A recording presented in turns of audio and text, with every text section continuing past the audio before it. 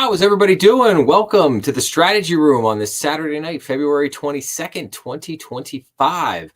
I got another great show planned for everybody tonight. Got a ton of articles to run through, a lot of great crazy news running around in the banking and finance world. So got a lot of stuff coming up for everyone tonight. And for anybody who's not used to, any new watchers out there tonight who maybe not be used to the format of the show, usually what I do is basically run through a lot of current news for about 45, 50 minutes. And then I kind of break from that. I like to go over the 5 episodes that I put out this week, Monday through Friday. And then I get into a little bit of economic update, like what kind of economic indicators are coming out this week.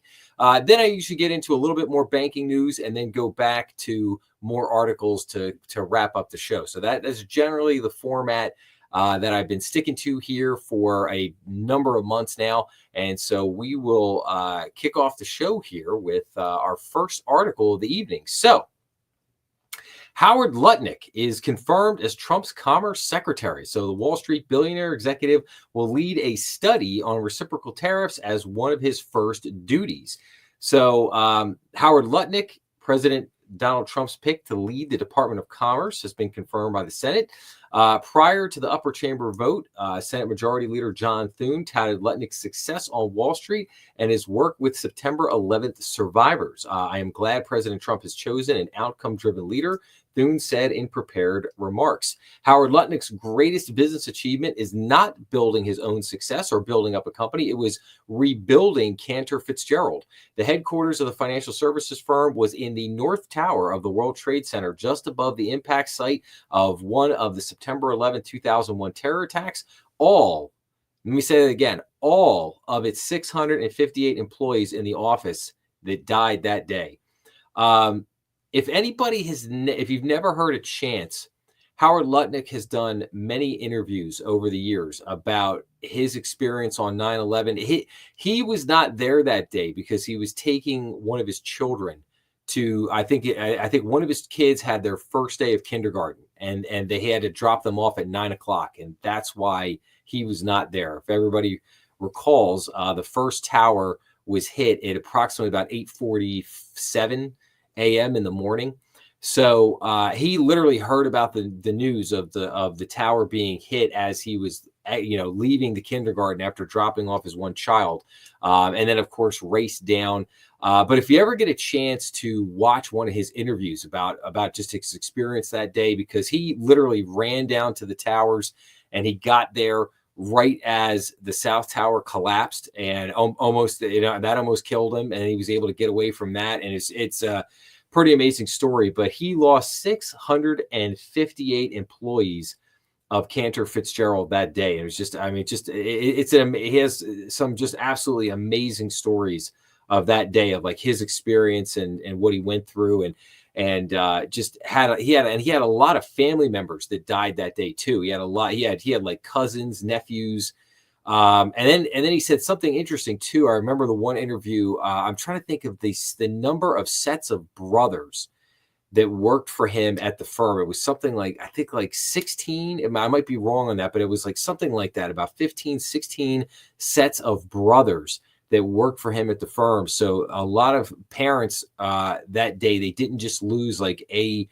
sibling, or multiple siblings, multiple husbands, multiple fathers, that kind of thing lost, and it was just incredibly tragic. But he like I said, if you ever get a chance to go on YouTube, look up some of his interviews that he's done about 9/11, some pretty amazing stuff. But yeah, Howard Lutnick confirmed as the Treasury Secretary, and so we shall see how he does. I think he'll probably do very well in that job. The guy's been an extremely successful guy his entire career on Wall Street, and he knows how to make things happen. He knows how to get things done, and so we'll see what happens with that. So let's check in on our friends at Doge. So a couple of wild things happened this week. So first off, Doge says that 4.7 trillion in treasury payments are missing identification codes. The payments for unknown items make government spending almost impossible to track, according to the agency. So for those that don't know, Doge went in to audit the treasury last week, and basically as part of this audit, they uncovered the fact that $4.7 trillion had been spent. And what they're supposed to do is, as each dollar goes out, they're supposed to code that, just as you would if you were running a business. You're running a business, and say you had expenses of $1 million, and that $1 million goes out the door. Well, you got to code that. You got to code where's that money going, because it has to be audited and tracked. For the next year when you're doing your taxes, getting ready to file your tax return, you got to be able to explain where all that money went. But apparently the Treasury doesn't. Apparently that's not. Apparently all the accountants over there at the Treasury didn't seem to understand that. But let's see what does this says for a second. So the Department of Government Efficiency, DOGE, said on on February 17th, that a total of $4.7 trillion worth of payments from the Treasury Department are almost impossible to trace because of missing account identification codes. DOGE said the Treasury Department has assigned identification codes called Treasury Access Symbols, or TAS. Designed to note which account a Treasury payment is linked to, which DOGE said was a standard financial process for bookkeeping. However, the codes were not assigned for trillions of dollars worth of payments, as the field was considered optional, according to the agency. In the federal government, the TAS field was optional for $4.7 trillion in payments and was often left blank, making traceability almost impossible. I mean, it's just pretty wild. It's pretty wild and stunning. As of Saturday, this is now a required field, increasing insight into where money is actually going. Thanks to U.S. Treasury for the great work. So according to the Bureau of the Fiscal Service, TAS codes are identification codes assigned by the Treasury to an individual appropriation, receipt, or other fund account. It stated that all financial transactions made by the federal government are typically classified using a TAS code for reporting to the Treasury and the Office of Management and Budget. So, I mean, it's just kind of mind-blowing, the fact that they went in there to audit this and they found $4.7 trillion of money that was spent, and there apparently is no way to track it because there was no kind of coding effectively identifying what that money that was going out, what it was spent on, or where it was sent to, whatever. So I would like to think that there are probably some other ways that they could track this money, and that they will be able to figure out that, kind of like, back into, follow, depending on how payments were sent, if money was wired, if there was ACHs, other things like that, like there'll be other types of paper trails out there. So hopefully they will, after a little bit of time, they will hopefully be able to figure out where some of that money went. But anyway, let's continue on. So DOGE says cost-cutting efforts have saved an estimated $55 billion so far. Contract cancellations alone accounted for about 20% of the overall savings, DOGE stated. Elon Musk said its cost-cutting efforts across several federal agencies have saved an estimated $55 billion as of February 17th. The savings came from a combination of fraud deletion, contract and lease cancellations and renegotiations, asset sales, grant cancellations, workforce reductions, programmatic changes, and regulatory savings implemented across federal agencies, according to DOGE's website. DOGE stated that contract cancellations alone accounted for approximately 20% of the overall savings accumulated since the advisory body was established. So the top 10 agencies with the highest total contract savings include the U.S. Agency for International Development, USAID, the Department of Education, the Office of Personnel Management, the Department of Health and Human Services, and the Department of Agriculture. DOGE has canceled more than 200 contracts issued by USAID, the agency responsible for administering U.S. foreign aid and development assistance, according to the data. So, pretty wild so far. I mean, this is pretty amazing. And let's check, as I've been doing here for the last few weeks, let's check the Doge clock. The Doge clock is up. I know this is kind of hard to see on the screen. There's a lot of numbers on this screen, but the Doge clock is here in the upper left-hand corner. And I just, like I said, I love the fact. I think it's great. I also kind of find it kind of funny that they actually put this in on the debt clock home screen. But here, according to the debt clock, DOGE has saved $125 billion so far, which is great. That's a fantastic start. The fact that they've only been working on this for a few weeks, that's pretty amazing start. I will say we'll have to see, see how they can see if they can keep it up, see what kind of happens from here. But yeah, no doubt that there is a ton of waste in our government that can be trimmed down with no doubt. And that leads us into this: how mass layoffs of federal employees could affect the overall economy. So some of the key takeaways here. So the Trump administration has fired thousands of federal employees during its first month in office. Mass layoffs of federal employees could have a significant mixed impact on the economy. Shrinking the federal workforce could reduce federal spending and help with budget deficits. Mass firings could raise the unemployment rate significantly in locations where the federal government is a major employer, like places like D.C., who have had some very interesting things going on there this week. If basic government services like food safety, tax collection, and disease research are disrupted, the economy could suffer. Experts have identified some potential economic benefits and big risks for President Donald Trump's mass firing of federal workers. In the first month of Donald Trump's presidency, he and his billionaire advisor, Elon Musk, have moved rapidly to reduce the size of the federal workforce. Trump has frozen hiring at all federal agencies and ordered large-scale reductions in force through buyout offers and layoffs. Out of the 2.4 million non-postal and non-military federal employees, 75,000 reportedly accepted buyout offers to leave their jobs. Last week, a slew of federal agencies fired thousands of employees with probationary employment status, mainly those in their first year on the job, a move potentially affecting hundreds of thousands of workers. On top of that, the administration has moved to dismantle at least two agencies, the Consumer Financial Protection Bureau, which I reported on last week, and the U.S. Agency for International Development, and threatened to close the Department of Education. Unions representing federal workers have challenged the moves in court.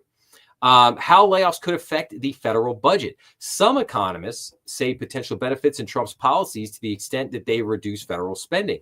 The U.S. persistently runs a budget deficit, which adds to the national debt every year and potentially threatens the country's financial stability and the ability to respond to future crises. In 2024, the U.S. spent $1.8 trillion more than it took in, adding to the national debt. All else being equal, lower spending on federal workers could help improve the situation. No, not could, will help improve the situation. And let's go back to the debt clock here for a second. Let's see here. What is our deficit? Oh, that's right. Our deficit right here in the upper left-hand corner, again, just above the Doge clock, is currently $2 trillion.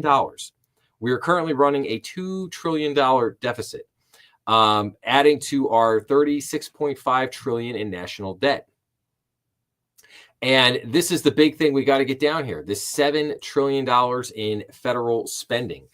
We got to get that down. So basically, we are spending $2 trillion more than what we take in every year. That's what we got to do. So we have to get this number down. That is key here. So, but we continue on for a second. So while they might hurt growth in the short run, it's likely that higher taxes and lower spending will help growth in the long run by reducing the swollen federal budget deficit, which is putting upward pressure on interest rates and crowding out private investment. Robert Fry, an independent forecaster, said in a commentary, yes, I think he is absolutely dead on there.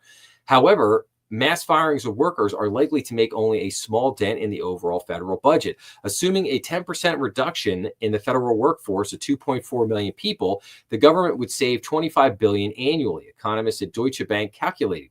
That would be less than 1% of federal spending, which amounts to $6.75 trillion last year.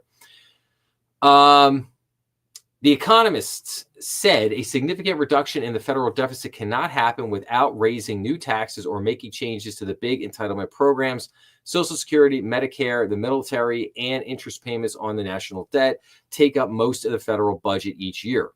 So yes, so again, I think there's a lot of truth to that. I mean, we're definitely not getting to $2 trillion in cuts unless Congress does something. Congress has to cut the spending. Doge can do a lot there. President Trump could do a lot by, cutting federal workers and things like that. But at the end of the day, if you were going to make a serious dent, it's going to have to be in Congress. Congress is going to have to, get the scalpels out, and they're going to have to start going through things line item by line item and making some drastic, serious cuts.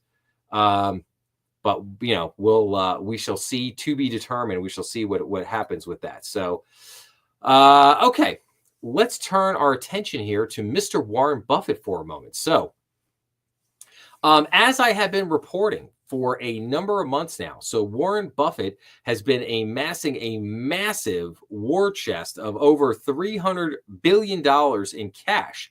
And it beckons the question, well, what does Mr. Buffett know that maybe the rest of us don't? So I got two articles here on this. The first one is from CNBC here, where basically it says Warren Buffett amasses more cash and sells more stock, but doesn't explain why in the annual letter. So the mystery over Warren Buffett's surprisingly defensive stance deepened over the weekend.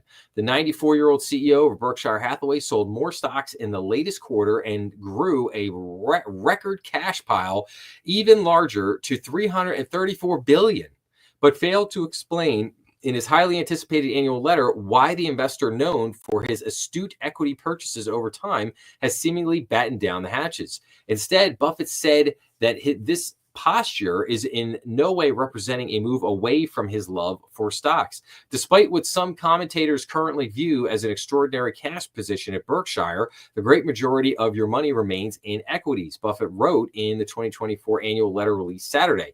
That preference won't change. Berkshire's monstrous ownership of cash has raised questions among shareholders and observers, especially as interest rates are expected to fall from their multi-year highs. The Berkshire CEO and chairman in recent years has expressed frustration about an expensive market and few buying opportunities. Some investors and analysts have grown impatient with the lack of action and have sought an explanation why. Despite his repeated selling of stocks, Buffett said Berkshire will continue to prefer equities to cash. Berkshire shareholders can rest assured that we will forever deploy a substantial majority of their money in equities, mostly American equities, although many of these will have international operations of significance, Buffett wrote. Berkshire will never prefer ownership of cash equivalent assets over the ownership of good businesses, whether controlled or only partially owned. Shareholders will have to wait a little longer, it seems, as the Omaha-based conglomerate net sold equities for a ninth consecutive quarter in the final period of last year, according to the company's annual report, which was also released on Saturday. All told, Berkshire sold more than $134 billion worth of stocks in 2024. This is mainly due to the shrinking of Berkshire's two largest equity holdings, which are Apple and Bank of America. Meanwhile, it appears Buffett is not finding his own stock attractive either. Berkshire continues to buy back halt, repurchasing no shares in the fourth quarter or in the first quarter through February 10th. This is despite a massive increase in operating earnings reported by the conglomerate on Saturday. So this is very interesting. I mean, Buffett is sitting on this just a ginormous cash pile of $334 billion in cash. And he's been sitting on it for a little while now. This didn't materialize this month. I mean, he had basically accumulated this stockpile toward the end of last year. And that is the billion-dollar question, if you will. Like, what is it that he's doing? What does he plan on doing with this money? Now, I think one of the more obvious things here would be, he was expecting some type of market crash or some type of major market downturn. And thus, Warren is what you call a value investor. He wants to buy businesses on the cheap. He doesn't like to pay. He doesn't like to overpay for companies. He doesn't like to pay even asking price. He wants to buy stuff below value. He wants to buy stuff on the cheap. And so it would make a lot of sense that Warren saw something happening in the market that led him to believe that there was going to be some kind of either crash or major market correction. Something was going to go bad in the economy. And thus he was stockpiling major cash to buy up a bunch of businesses on the cheap. But like we've seen so far, that has really not materialized. And it remains to be seen, while we certainly have our challenges in our economy right now, and certainly bumpier, as I've reported in, for over many months now, the labor market is certainly not what it seems. I think a lot of the numbers are greatly massaged, whether it's the labor market numbers, the inflation data, the GDP numbers. I think a lot of it has been greatly massaged, particularly over the last 12 to 24 months. If again, you could look at that a couple ways. I mean, I think if you look at it like the numbers are really not that great, then you could kind of see what Warren's doing here. If things aren't going that way, if you believe more of the headlines that you're seeing, you're scratching your head going, what is Warren doing? Why is he amassing this massive stockpile of cash? So, but let's take a look at this article for a second. So this says Berkshire slashes bank holdings and exits ETFs in the fourth quarter of 2024. So Berkshire Hathaway significantly cut its positions in Bank of America, Capital One Financial, and Citigroup during the 2024 fourth quarter and completely exited its stake in two exchange-traded funds. The Warren Buffett-led conglomerate decreased its holdings in Citigroup by the greatest percentage compared with the other banks, cutting its stake by 73.5%. Berkshire's remaining 14.6 million shares in Citigroup were valued at about a little over $1 billion at the end of the quarter. Berkshire purchased its initial stake in Citigroup during the first quarter of 2022, and the fourth quarter of 2024 is the first time the conglomerate has reduced its holding in the bank. Berkshire also decreased its stake in Bank of America and Capital One by 14.7% and 18.1% respectively. Berkshire's overall portfolio was valued at $267 billion at the end of the fourth quarter, slightly up from $266 billion in the third quarter of 2024. And then this goes down and it basically shows Berkshire's largest holdings. So we can see like Apple's that's their number one holding. Bank of America, American Express still own a lot of shares of Bank of America, despite how much they've sold off recently. Coca-Cola, Chevron, Occidental Petroleum Corp, Moody's Corporation, the Kraft Heinz Company, Chubb, Levita, the Kroger Company, VeriSign, Sirius XM Holdings, Visa, Amazon, MasterCard, Capital One, Ally. So a lot of the usual suspects in here. And then here's another interesting chart here. Berkshire Hathaway from the holdings from a kind of a breakdown of segmented breakdown, financials, TMT, consumer, energy and utilities, healthcare, and other. So, the largest holding is still in financials, followed by TMT, technology, media, and telecommunications. So interesting. So again, just some interesting things to note there. Interesting breakdown on Warren. So we'll keep an eye on this, obviously, to continue to see what's going on there. See if Warren does something, maybe anything interesting there with his money and how things flow out from there. Okay, let's look at maybe a couple of economic indicators here. So home sales dropped sharply as prices hit an all-time high for January. This was from a couple of days ago or actually just yesterday, February 21st. So sales of previously owned homes fell 4.9% in January from the prior month, according to the National Association of Realtors. There were 1.18 million homes for sale at the end of January, an increase of 3.5% from December and 17% from January 2024. The median price of a home sold in January was $396,000, up 4.8% from the year before, and the highest priced ever for the month of January. So the U.S. housing market continues to weaken as potential buyers face stubbornly high mortgage rates, elevated prices, and limited supply of listings. Sales of previously owned homes fell 4.9% in January from the prior month to 4.08 million units on a seasonally adjusted annualized basis. According to the National Association of Realtors, analysts were expecting a 2.6% decline. Sales were roughly 2% higher than in January 2024, but are still running a roughly 15-year low. This reading is based on closings, so contracts likely signed in November and December when mortgage rates came down from over 7% to the 6% range. Mortgage rates have refused to budge for several months despite multiple rounds of short-term interest rate cuts by the Federal Reserve, said Lawrence Yun, chief economist for NAR.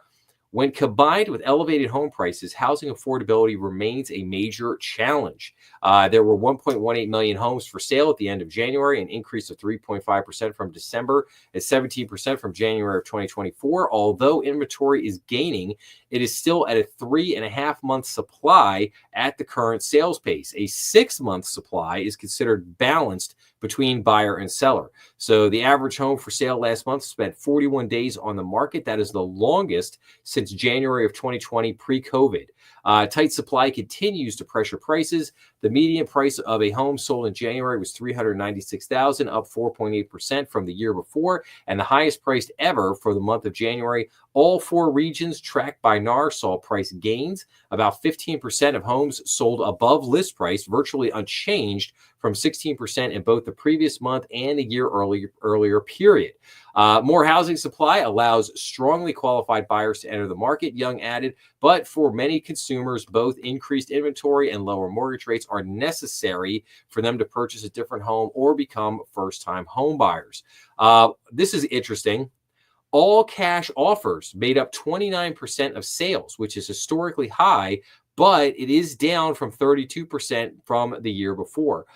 First-time buyers are still struggling, accounting for 28% of sales.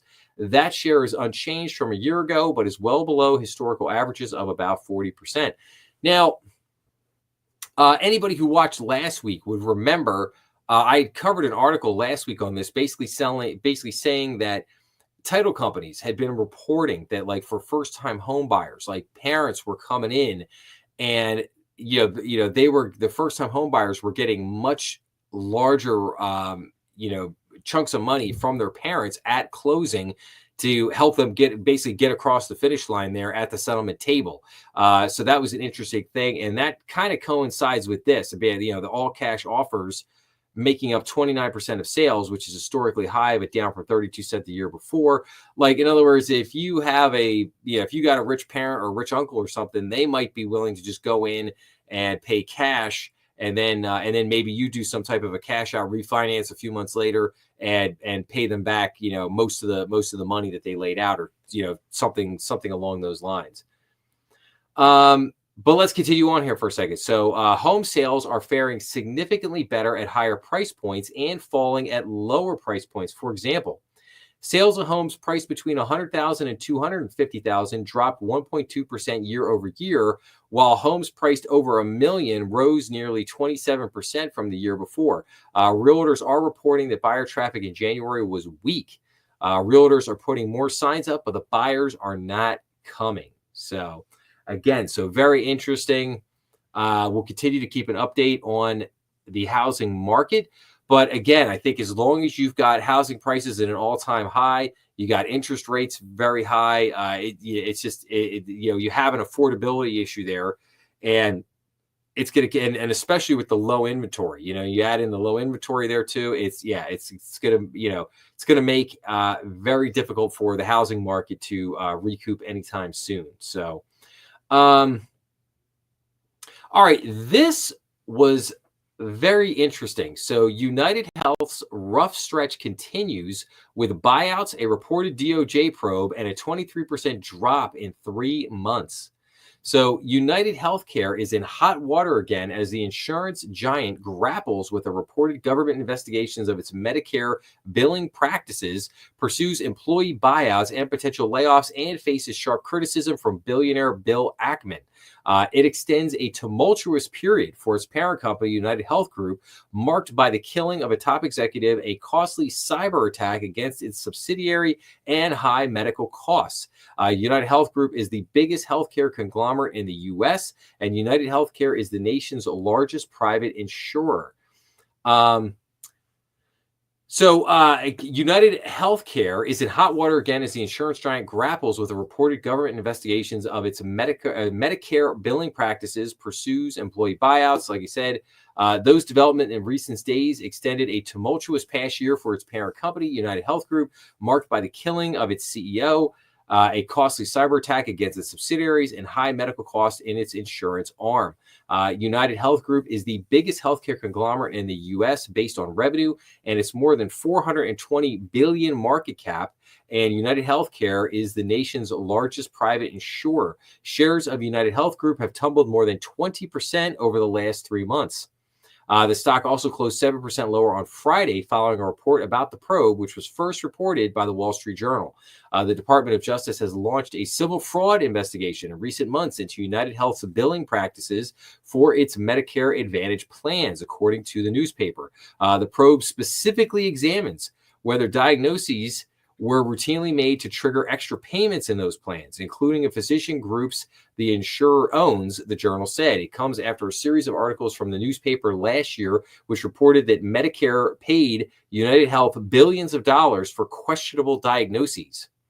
So that's very interesting. And then I do have another article that kind of coincides with this. Let me see if I can find that here.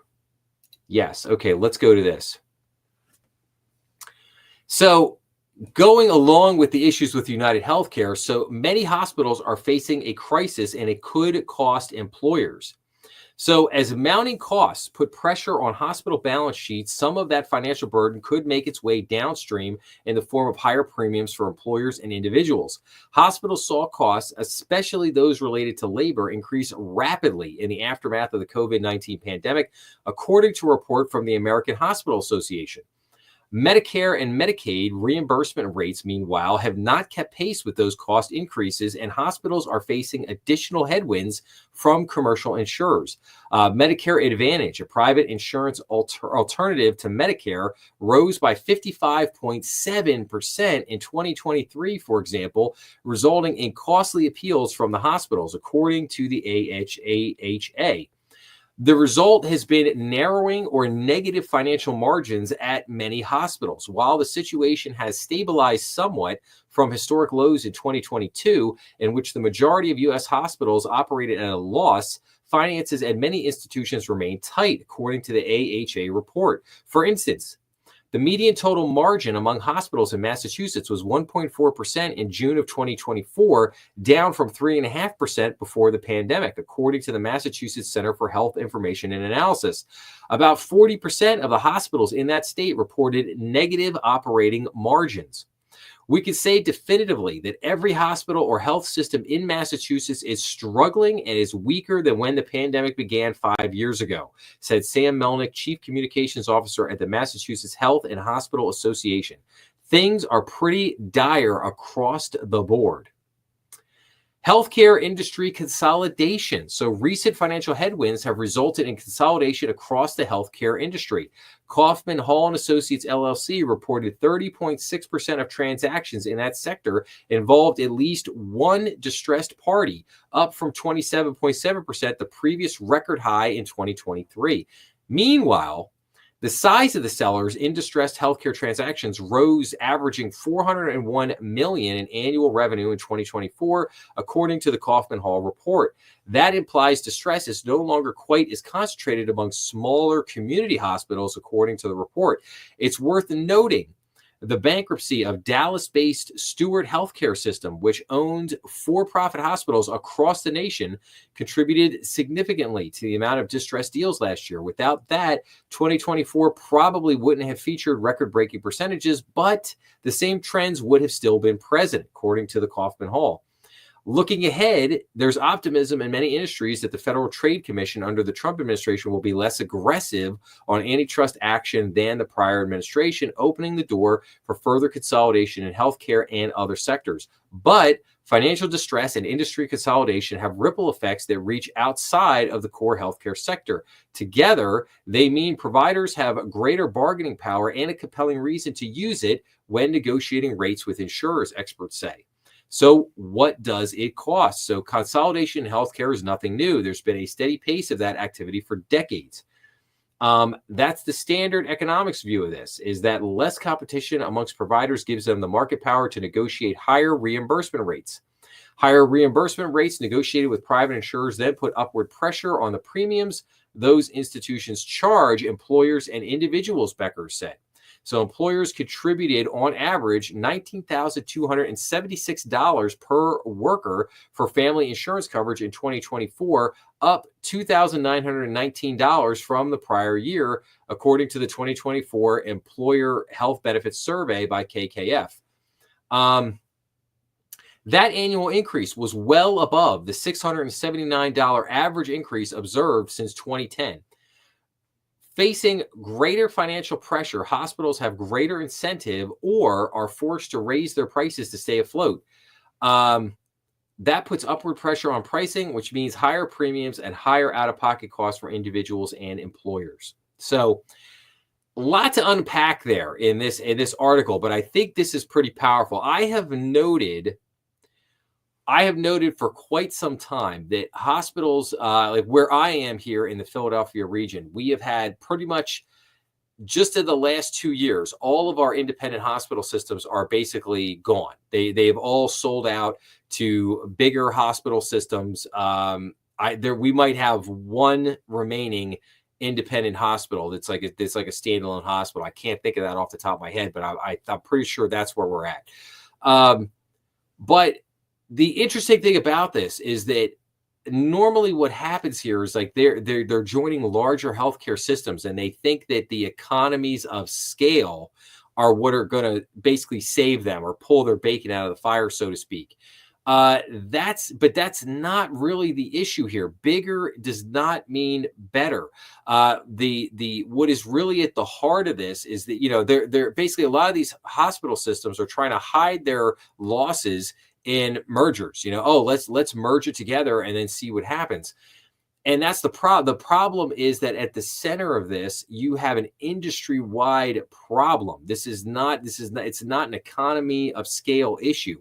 You're not going to grow your way out of this. The problem is at the very heart of everything that goes on. It's the payments, the health insurers, the amount of cost for coverage.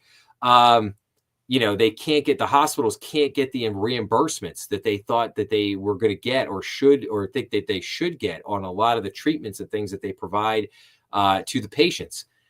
This is a big thing, and it's been a long time coming. This basically slow motion train wreck of Obamacare that we've seen since Obamacare was put in place back in 2010.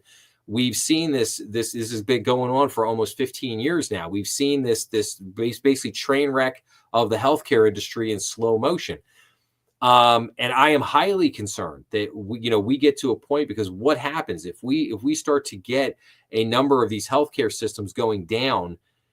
What's the cry going to be? The cry is going to be from the government. Is their answer is going to be to nationalize the healthcare system? Oh, we're going to have to nationalize it, right? Meaning we're going to have to take it over, and then the government runs the healthcare system.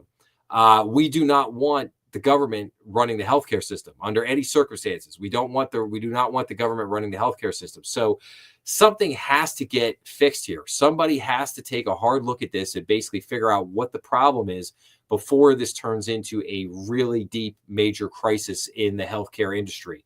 And I don't know. I have no idea what those answers are necessarily, but but like so many other things here, we'll have to keep an eye on it and see what ultimately becomes of this. Okay, so that was United Healthcare here. And all right, let's see here. Where are we at here? All right, so let's keep going here on a couple of these other articles. Let's go into let's do some banking articles here for a few minutes. Let's just get into some more general banking news at the moment. So this is basically big banks notch deposit growth as they cut funding costs. So big banks have successfully cut their deposit costs while eking out deposit growth in the fourth quarter of 2024, as what appears to be a short and sharp Federal Reserve rate cutting cycle broadly supported net interest margins.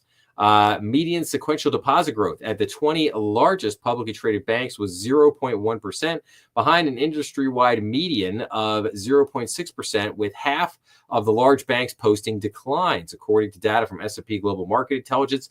The declines do include high-cost deposit categories, and the median increase in net interest margins for the large banks was 3 basis points compared with 5 basis points industry-wide.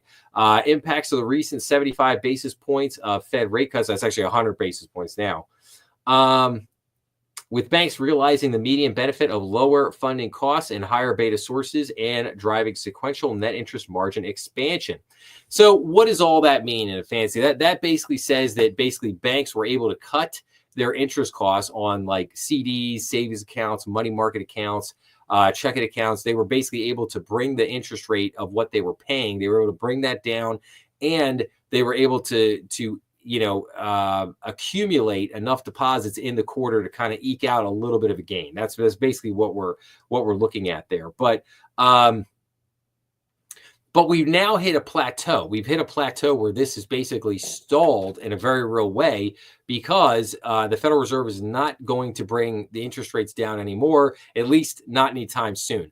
Right now, what we're looking at is a very slim chance that the next interest rate cut could come in September. Goldman Sachs and a couple other places are already reporting that they're basically completely taking any potential possibility of a rate cut basically off the board for this entire year, and they're not looking at a potential rate cut or additional rate cuts until early next year. So again, so I think we've hit a plateau here where interest rates are not going to be coming down, and it's going to be tough for banks to kind of continue to cut or continue to drop the rates. I think we've hit a plateau where CD. I think a lot of banks are probably in that CD range between maybe somewhere between 3 and 4%, and I think that's probably where we're going to stay for a while. I don't think that that's going to move very much here in the next 6 to 9 months at least. So okay.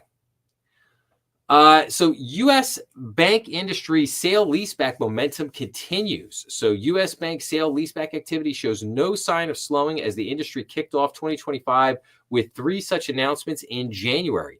The pace of bank sale leasebacks, in which banks sell branches and then lease them back from the buyer, picked up in 2024 with at least 14 announcements, according to S&P Global Market Intelligence Analysis, with 3 more sale leaseback transactions so far this year. SLB Capital Advisors managing partner Scott Merkel, an investment banker specializing in sale leasebacks, expects similar or greater activity in 2025. I continue to think that we'll see a lot of momentum in the bank sale leaseback space, Merkel said in an interview. The underlying drivers are still there, and a lot of banks are ripe for this type of transaction. Yes. So why is this happening? Why are banks doing this, pursuing this strategy? So the banking industry has had a major problem here over the last couple of years with the rising of interest rates. That basically sank a lot of banks' bond portfolios, and they ended up in this situation with this large amount of what was called unrealized losses on their current bond holdings. Now, if they held those bonds to maturity, they would still get paid out, and everything would be fine. But if for some reason they were forced to sell those bonds today, they would lose a ton of money. So you have this kind of, and that's why it's called an unrealized gain. But what has happened is that those unrealized losses were so large that a lot of banks have basically said, okay, the only way we can really get out of this pitfall is we're going to have to bite the bullet. We're going to have to bite the bullet. Sell out of our bond position, take the loss, and then take that money and put it back into the bond market, reposition our bond portfolio so that we've got better yielding bonds down the road. Now, if you do that, if you basically bite the bullet, you sell and you take the loss, you need something to offset that loss, and thus banks have looked at a couple of strategies. Some banks that had some banks have looked at selling certain business divisions. Like a lot of banks sold off insurance units because insurance units were garnering massive premiums. One of the other big strategies that banks were doing was this sale leasebacks. So it took me a minute to get there, but I got back, pulled that thing around. But the sale leasebacks have become a big strategy. It's a way for banks to basically keep the branches that they have, but they are able to unlock that equity and put that equity back into the business to help offset losses that they may have taken by selling out of bad positions in their bond portfolios and thus sustaining losses there. So that's what's happening there. That's why the sale leaseback activities. And so a lot of banks out there basically have tried to sit tight with their bonds. They've tried to hold off and basically say, okay, we're not going to sell out of these bonds right now. We're going to hold tight and we're not going to do anything. But as you know, as that from that turned into 6 months, and then 12 months, and then 18 months, and then 2 years. Now you're getting to a point where it's become obvious that, like, okay, interest rates aren't going to come down. You're not going to be able to basically work your way out of these positions over time. So at some point, a lot of banks have just decided, like, okay, we're just going to sell, just take the loss, reposition a bond portfolio and move on from there. And so that's what's one of the major things that's been going on in the industry. So Jeremy Powell, he plans to complete the Basel III endgame fairly quickly. So the Federal Reserve plans to work with the FDIC and the Office of the Comptroller of the Currency, the OCC, on a Basel III endgame proposed rule, which should not raise capital requirements, Fed Chair Jeremy Powell told a Senate committee. We're eager to get together with new leadership at the FDIC and the OCC to try to finish the Basel III. Powell said before the U.S. Senate Banking, Housing, and Urban Affairs Committee in response to a question from Senator Kevin Cramer. My own view has been that our banks are well capitalized, and Basel III was not supposed to be an exercise in raising capital in U.S. banks. We have some work to do, but we'll get there, I believe, fairly quickly. Powell noted that regional banks are not subject to the same regulations as large banks, in part because they do not have global systemically important bank GSIB surcharges and do not have as much of a burden as large banks for resolution plans. We need those banks to be healthy and profitable because we need them to compete with the GSIBs, he said. We don't want a world where the GSIBs just keep getting bigger, keep getting a bigger and bigger share of the economy. Community banks have decreased in numbers for 3 decades, which could happen because of technology or natural causes, but regulators don't want to be inadvertently causing that to happen, despite the fact that they have been inadvertently causing that to happen for decades. You gotta love it. I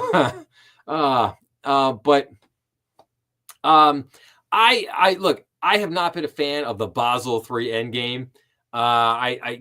This is something that again came out of Basel over in Switzerland.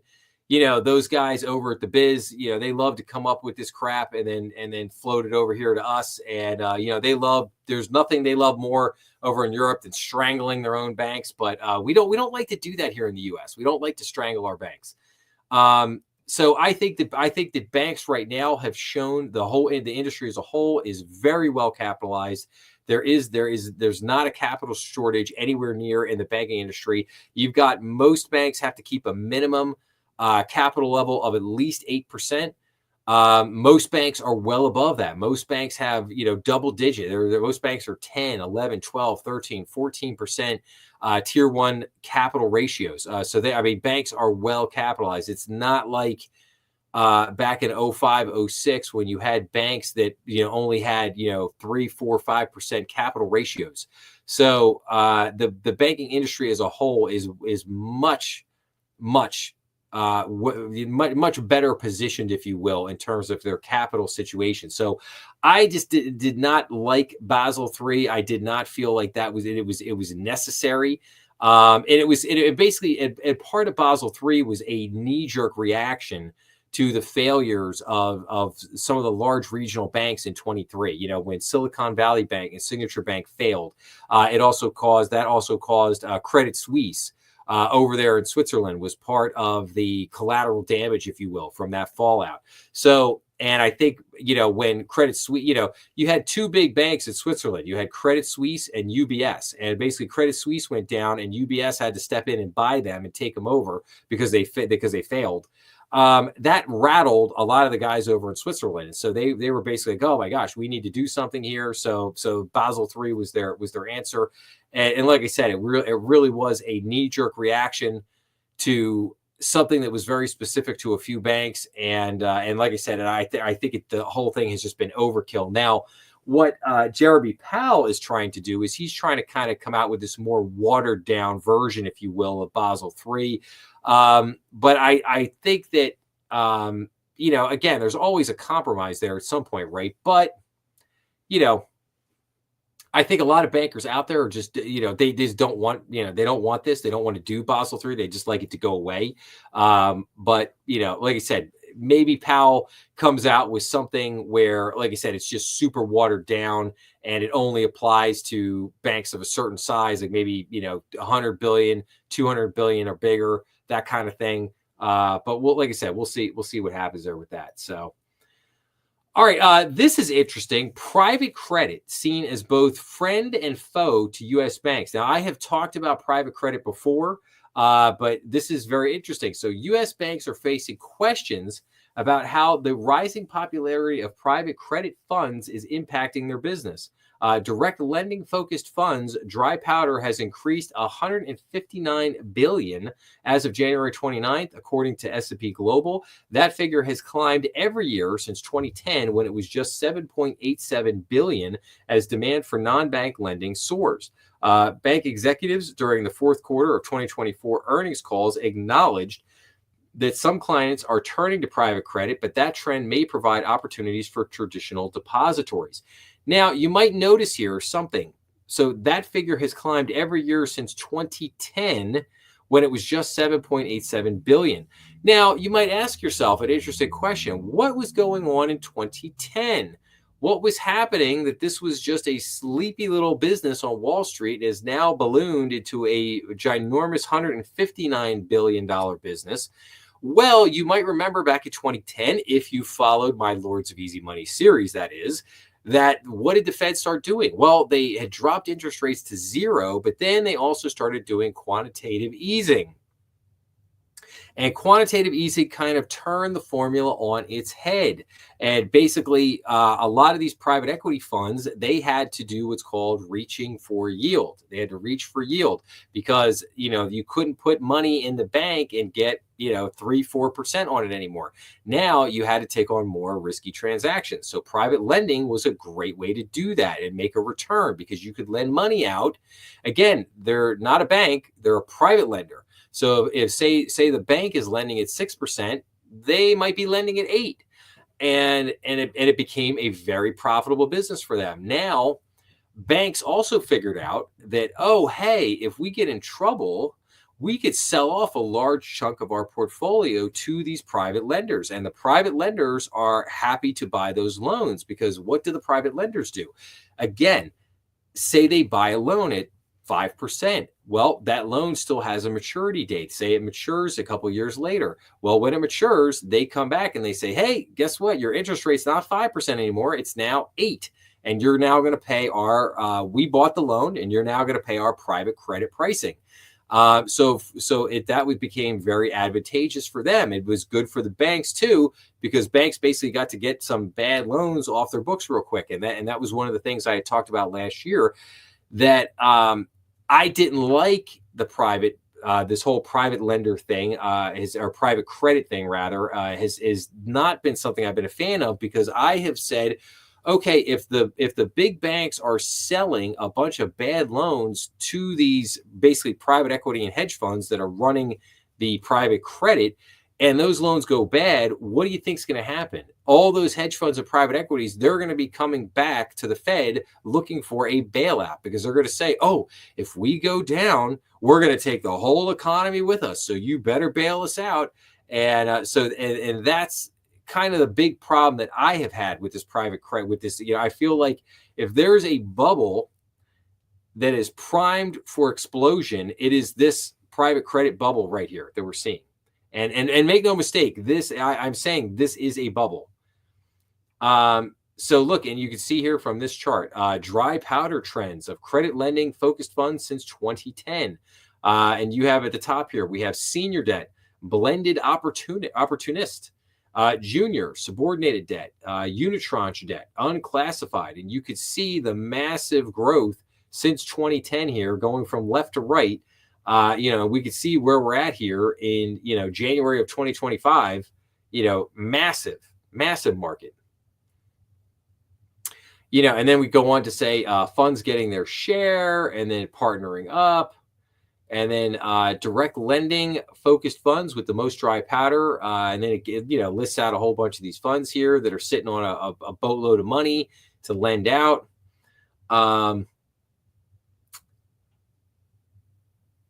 So it's a very interesting thing that I am keeping a very big eye on, because I think that if you're going to have problems, this is definitely private credit is definitely going to be one of those areas that's where the problems are going to come from. Okay, large U.S. banks shrink assets and industry cuts wholesale funding. So in the fourth quarter of 2024, the U.S. banking industry reported a smaller overall asset base and upgraded its funding profile. Total assets on an aggregate basis for U.S. commercial banks, and savings and loan associations, excluding non-depository trusts and companies with a foreign banking organization charter, were $24 trillion as of December 31st, 2024. This aggregate is the second highest quarter end level since the Federal Reserve was established, although it is down $112 billion or 0.5% from the end of the third quarter. According to S&P Global, aggregate assets have fallen in 7 of the last 11 quarters. The majority of institutions with greater than $100 billion in total assets as of year-end 2024 reduced the size of their balance sheets in the fourth quarter. Most notably, J.P. Morgan Chase, the largest bank in the country with 14.4% of the industry's assets, reported a $124 billion decrease in total assets. Don't worry, their balance sheet is well over $3 trillion, so it's not hurting them. The banking behemoth masks incremental growth across the rest of the industry. The median change in total assets was 0.5% quarter over quarter.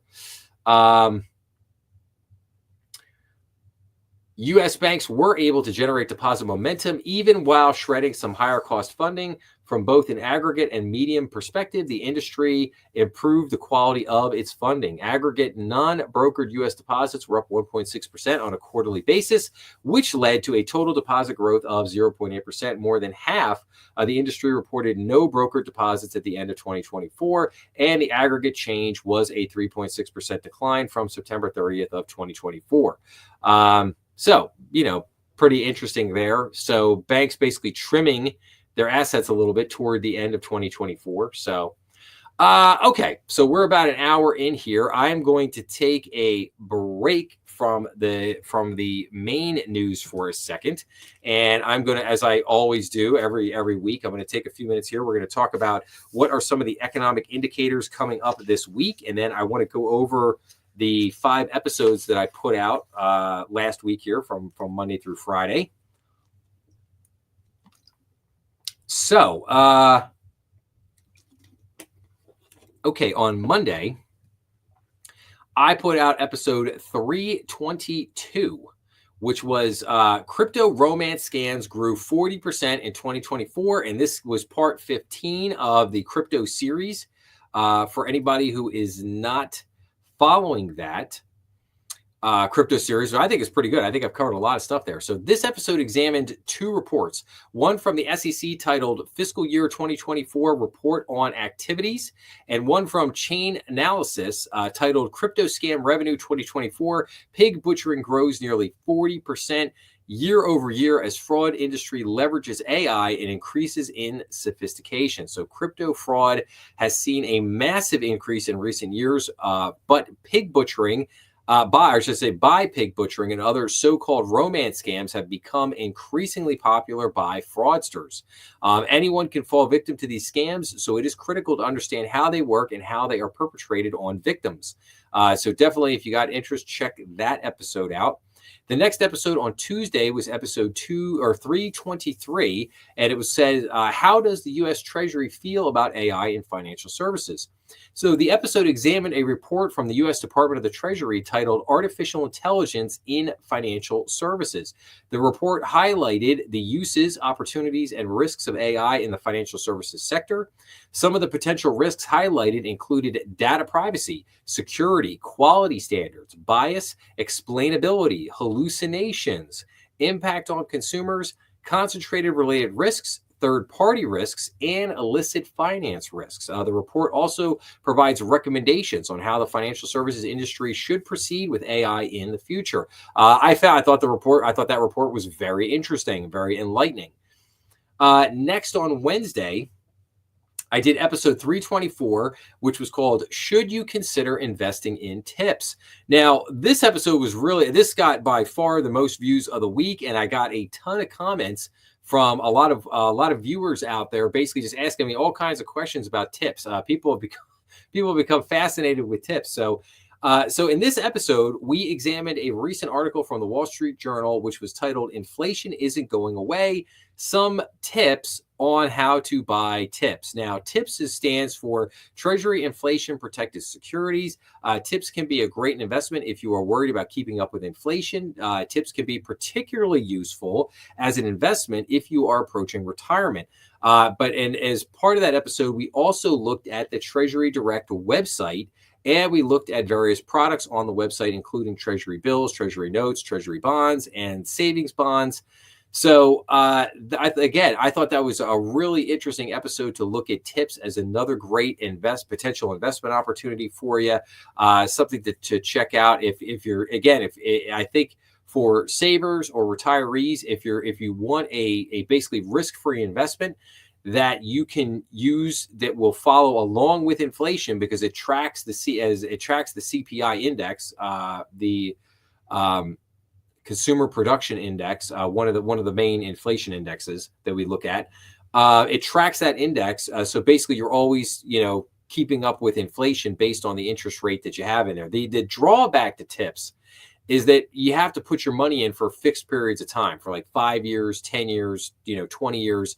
And if you try to take your money out before then, you have to pay a penalty to get the money back out. So that's the draw. It's not a very liquid investment. You've got to put the money in and then leave it in there for whatever period of time you elect to put it in there.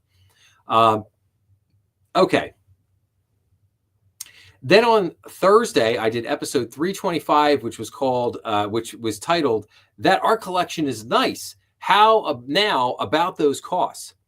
So the episode examined a recent article from the Wall Street Journal that was titled "The Hidden Costs of Being a Collector." So many people seek to become collectors of art, wine, and precious metals, to name a few, either as a hobby or as part of building personal wealth. At the same time, most collectors don't understand the full costs associated with building a collection. Costs can include security, storage, and insurance.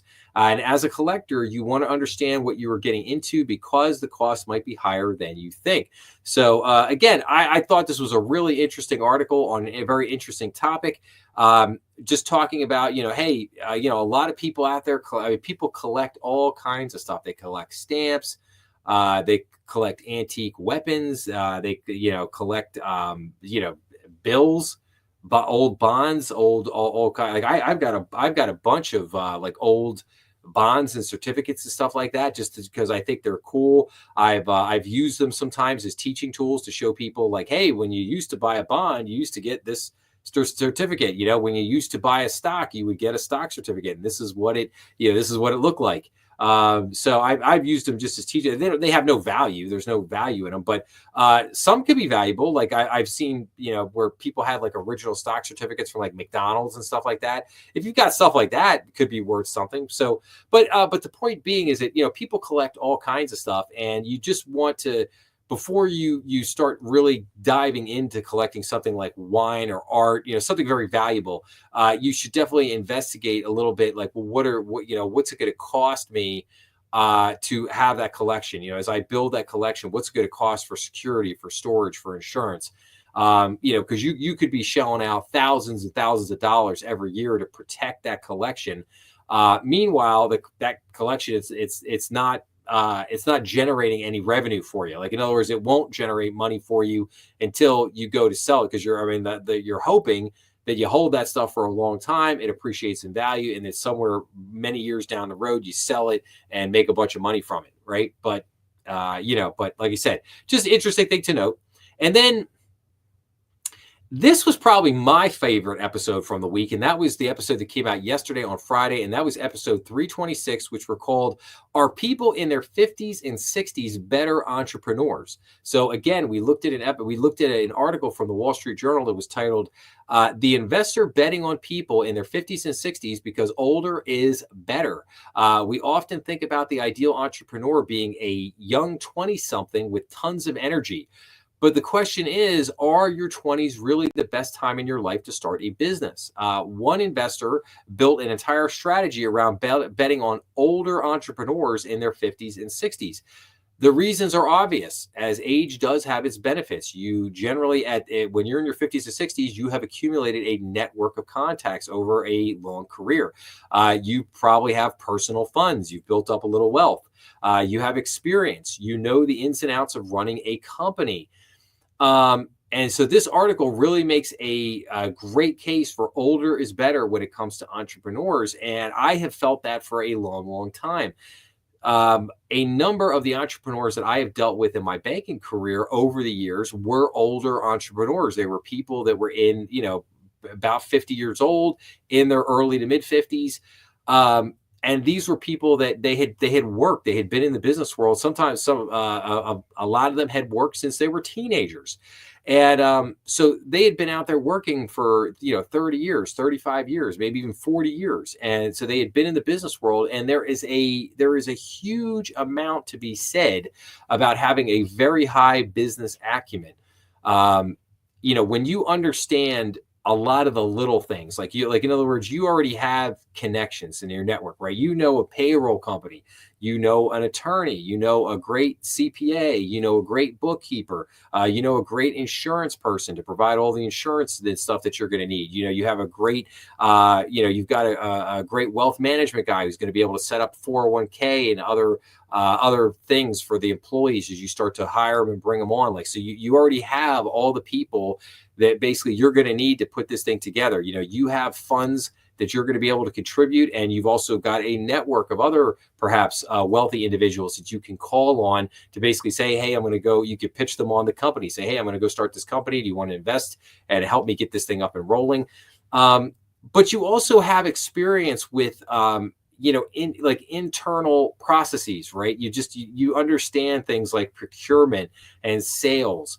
And, you understand what's known as the value chain that, runs through the business. I'm channeling Michael Porter there. If anybody doesn't know Michael Porter, the famous Harvard business teacher. But they have a very good understanding of a lot of these things, and they probably worked in corporate America. So they understand the concept of kind of like systems and working that system to create that end product, whatever it may be.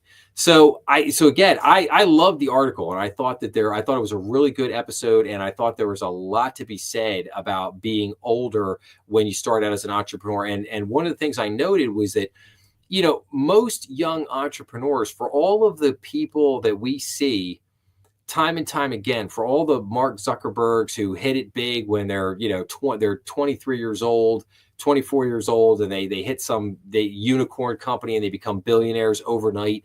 For every one kid like that, there is literally a million more that they go out the first time around and they fail horribly.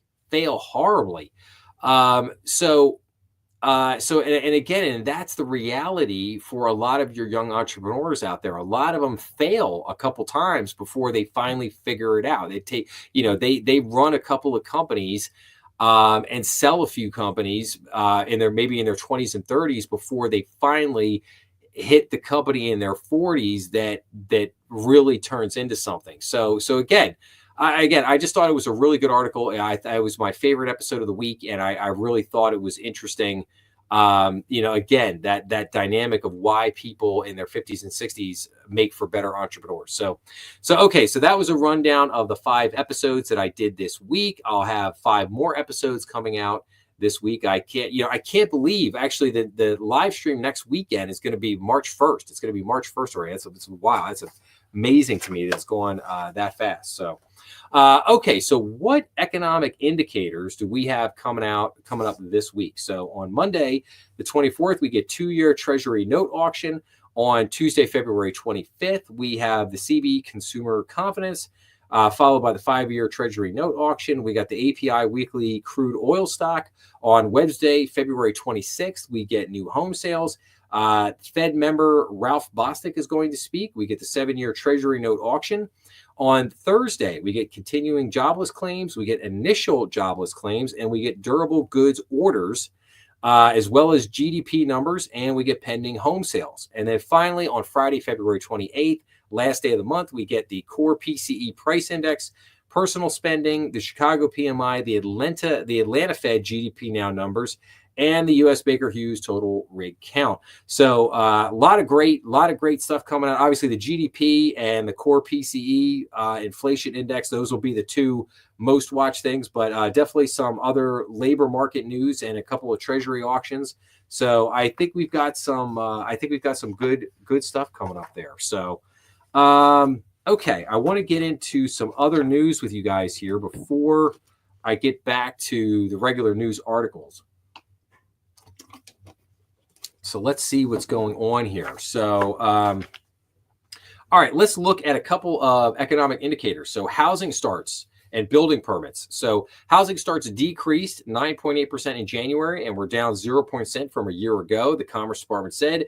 And building permits, though, actually increased 0.1%, but we're down 1.7% from a year ago. So housing starts, again, more disappointing housing data right there, not great.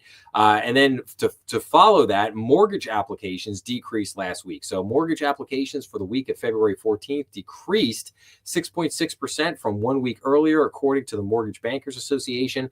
The refinance index decreased 7% from the previous week, but was 39% higher than the same week 1 year ago. And this was kind of interesting. So agencies announce uniform bank performance report changes. So the federal, basically FinCEN, member agencies announced several changes to the Uniform Bank Performance Report. Basically said by the, not FinCEN, the FFIEC. Said it is making changes to the UBIPR's interest rate risk analysis page on or before February 22nd. These changes are not part of a previously announced ongoing multi-year review of the UBIPR content. So for anybody who doesn't know, the UBIPR, the Uniform Bank Performance Report, you can run a UBIPR on, and it's a funny name, I know.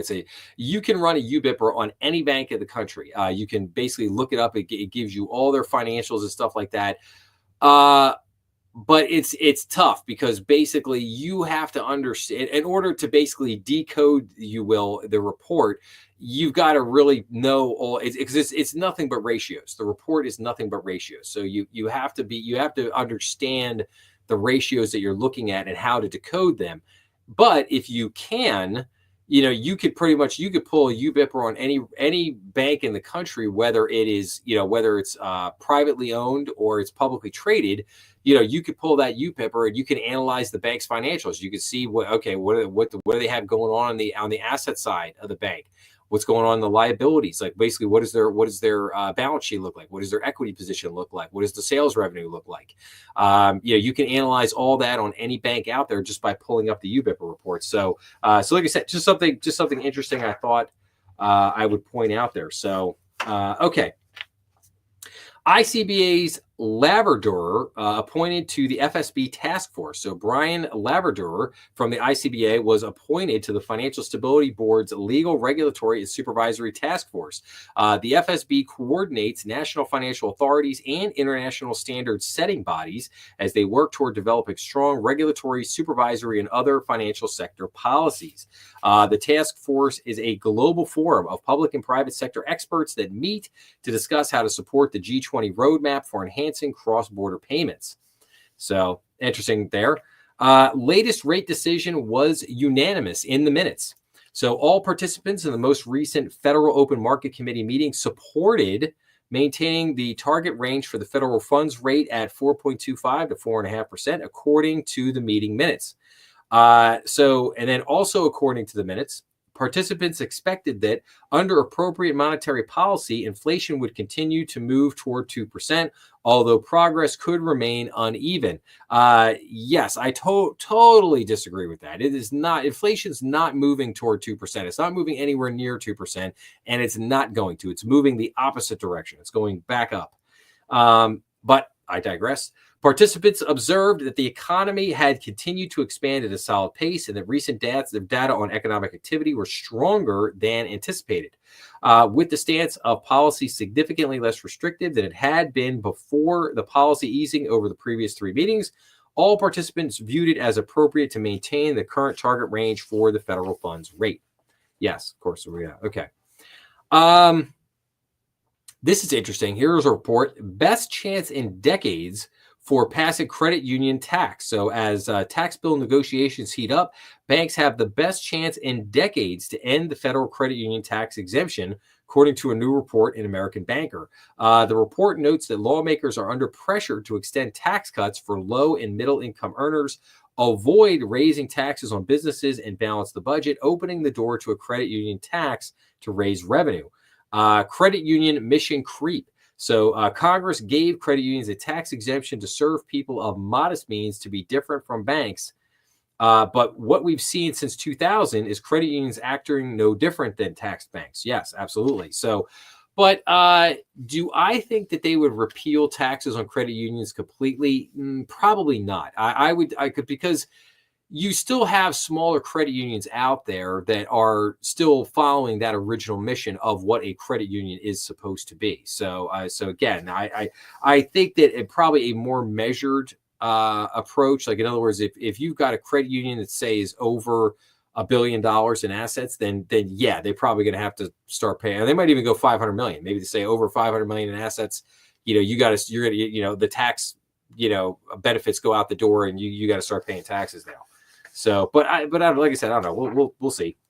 Latest ILC application brings total pending bids to 3. So, with auto company Stellantis last week applying to form an industrial loan company in Utah, the number of pending ILC applications now stands at 3. So, Stellantis submitted its application for Stellantis Bank USA on February 11th.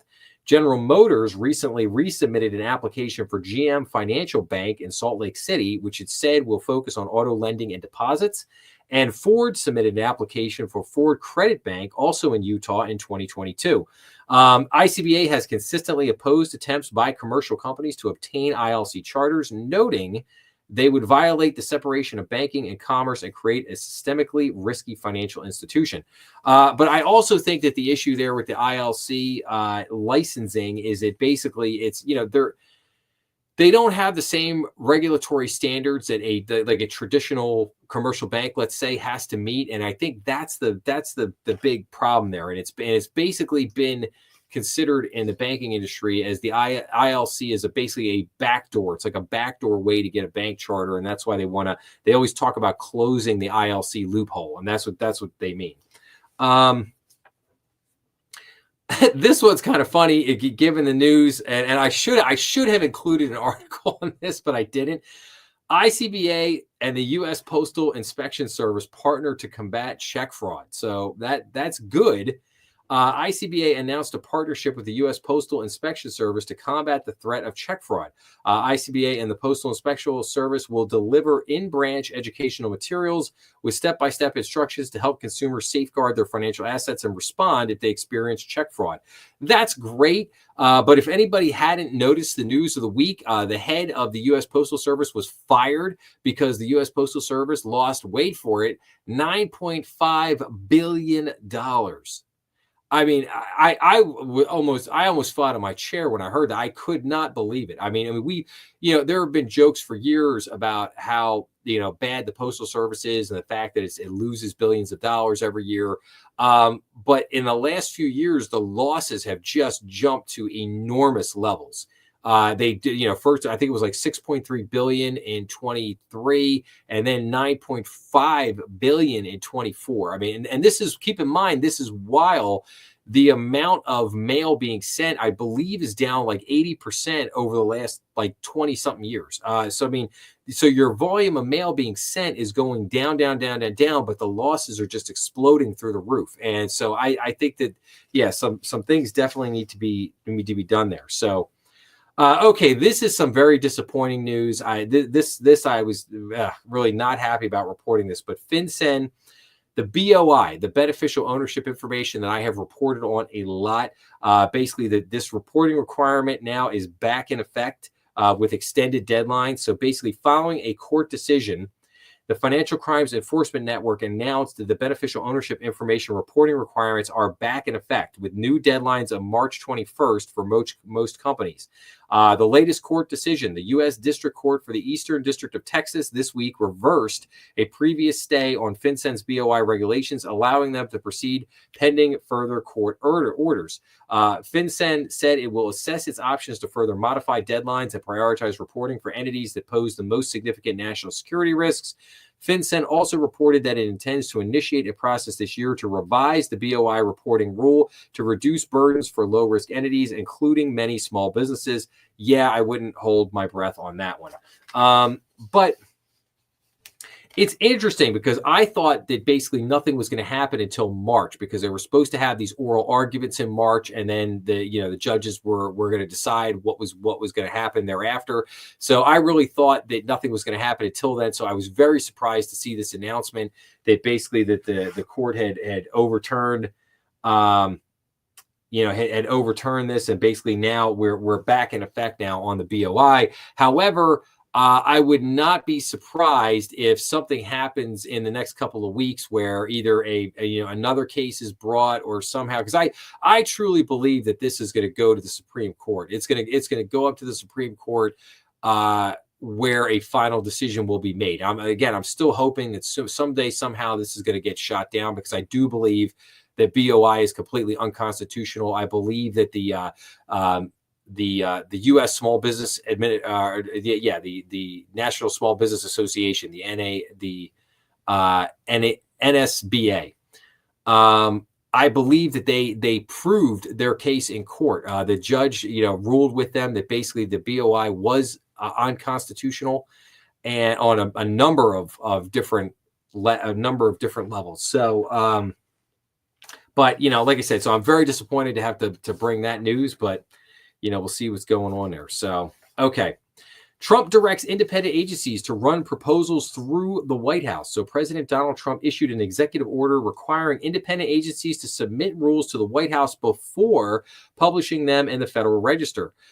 Details of this executive order. So it directs independent agencies to submit all proposed and final significant regulatory actions to the White House Office of Information and Regulatory Affairs. It applies to agencies such as the FDIC, Consumer Financial Protection Bureau, and Securities and Exchange Commission. Directs the Office of Management and Budget to provide guidance on implementation and to establish performance standards and management objectives for independent agency heads. So the EO says it applies to bank regulatory functions at the Federal Reserve, but not to the Fed Board of Governors or the Federal Open Markets Committee in the conduct of monetary policy. So again, this is very interesting. So again, normally what would happen is a lot of these federal regulators, they would propose a rule, and then the rule would go to the Federal Register for an open comments period. And then after the open comments period, that would close, and then they would basically go ahead and put forth the rule. Now, a lot of times I have felt in the past that this process was nothing more than a rubber stamp, and that people, once that thing went into the Federal Registry, like that was it. I mean, that thing was going to happen, and it didn't matter most of the time. 99% of the time did not matter the comments that came back on this. I mean, you could get 100 comments come back. They didn't care. They were still going to go ahead and issue. It's like, open banking is a perfect example of that. They put it out there in the Federal Register so they could say, oh, well, we put it out to get comments for people. But then, they get 15,000 negative comments, or people basically saying, hey, maybe we should just pump the brakes for a minute and go back and re-examine it. They don't care. They're just like, yeah, whatever. We're still going ahead anyway. So again, very interesting thing on the part of this White House. So, but let's see what else we got here. CISA, the Cybersecurity and Infrastructure Security Agency, it did an advisory on ghost ransom. So in partnership with the FBI and Multi-State Information Sharing and Analysis Center, they've released a cybersecurity advisory on ghost ransomware activity. So CISA said ghost actors conduct widespread attacks targeting and compromising organizations with outdated versions of software and firmware on their internet-facing services. The agency encourages network defenders to review the advisory and apply the recommended mitigations. So interesting there. Fed's bar says AI should enhance, not replace human activity. So, Federal Reserve Vice Chairman for Supervision Michael Barr said generative artificial intelligence should be thought of as enhancing, not replacing practices in banking.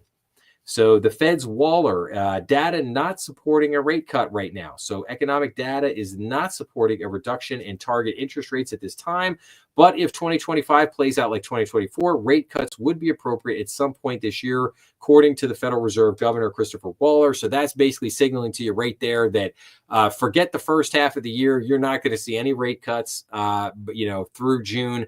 If there are rate cuts, you're looking second half of the year, probably, like I said, September on. Fed's Bowman, application process impedes de novo formation. So banking regulators should consider whether the applications process has become an impediment to de novo bank formation, according to the Federal Reserve Governor, Michelle Bowman. Speaking in Phoenix, Bowman said the goal should be to facilitate new bank formation, finding achievable pathways to yes instead of expecting and insisting on increasing requirements to unachievable levels or those that are intended to deter applications from filing or moving forward. Bowman also said community banks experience the burden of the regulatory framework most acutely when it is not tailored. She said that while promoting soundness in the banking system is a necessary regulatory objective, regulators must ensure that the framework does not prevent banks from providing competitive products and services, innovating, and engaging in appropriate risk-taking. Yes, I could not agree with Federal Reserve Governor Mickey Bowman's comments more. And yes, I do believe that regulation has impeded the formation of de novo banks. So yes, absolutely. Rodney Hood, the acting head of the OCC, he will push to include credit union data in merger reviews. So acting controller of the currency, Rodney Hood, said he wants to revisit how credit unions affect regulatory reviews of bank mergers, as advocated by the ICBA. In Hood's remarks, speaking in Phoenix, Hood said that proposed bank mergers cannot get accurate market share information because the market share data of credit unions is not included. Hood said he plans to reach out to the Justice Department's antitrust division to include credit union market share and how the agencies calculate the competitive effects of bank mergers. Love it. I think that's good. I think it's very good. ICBA, community banks must be integral part of cyber incident response. So ICBA commended the cybersecurity and infrastructure security agency's efforts to create a better framework for responding to significant cyber incidents, but said community banks need to be an integral part of coordinated cyber defense plan.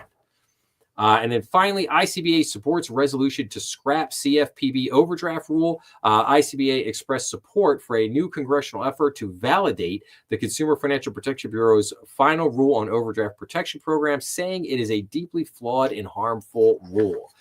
Yes, could not agree more. So, okay.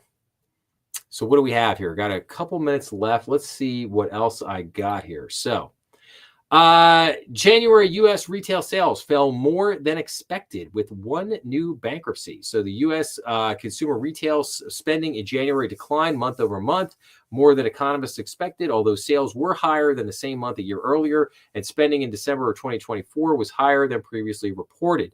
Yes, I had covered this a little bit last week, but that's the story. Checking in on the potential merger between Capital One and Discover. Analyst upgrades Capital One to buy over potential benefits from Discover deal. Remember, this was the deal that the CEO of Capital One said was going to happen real quick. And I basically said, that's not going to happen. So B of A securities analyst Mira Bahati upgraded Capital One Financial Corp to buy from neutral, saying the company is poised to benefit from its pending acquisition of Discover Financial Services. The all-stock deal should unlock near-term synergies and provide meaningful strategic and operational upside for Capital One long-term.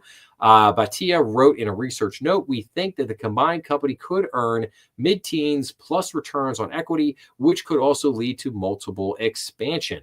Let's see here. I just wanted to see what else there. So they don't really say that. I mean, they're basically hoping that this deal, it is expected to close in early 2025. So hopefully something will happen here in the next month or so. But I do think that this Capital One and Discover deal that when it does go through, I mean, it's going to change the landscape with the credit cards. Definitely on credit card industry. Higher fee revenue, brighter outlook boost the mood of private equity's big four. So record revenues from management fees and a brighter outlook for M&A in the year ahead help private equity's big four close 2024 on a high note. The average net positivity score for the four largest listed alternative asset managers, Apollo Global Management, Blackstone, the Carlyle Group, and KKR, rose to its highest level in several years, according to S&P Global. So the average net positivity trend of the big four. So their revenues are going up. They're hoping for a better year of M&A. So good for them, I guess. U.S. credit card debt hits new high in fourth quarter of 2024 as inflation and wages boost spending.